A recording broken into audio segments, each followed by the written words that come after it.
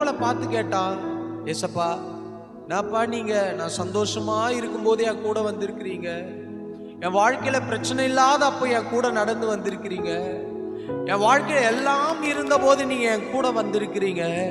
ஆனா நான் கஷ்டப்படும் போது நீங்க என்னை விட்டுட்டு போயிட்டீங்க பாத்தீங்களா, அங்க பாருங்க உங்க கால் தடமே இல்லையே என்று அவரை பார்த்து கேட்டானாம். அப்போ ஏசப்பா சொன்னாராம், மகனே நீ சந்தோஷமா இருக்கும்போது நான் உன் பக்கத்துல நடந்து வந்தேன், உன் கூட இருந்தேன், உன் கூடவே நான் பிரயாணம் பண்ணேன்.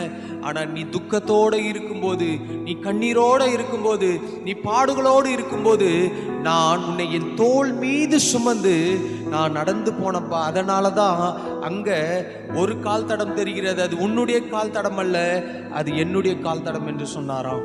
அதே போலதான் நம்முடைய வாழ்க்கையில சில நேரங்கள், ஆண்டவரே நீங்க என்னை கைவிட்டுட்டீங்க, ஆண்டவரே நீங்க என்னை மறந்துட்டீங்க, ஆண்டவரே நீங்க எங்க கூட இல்லை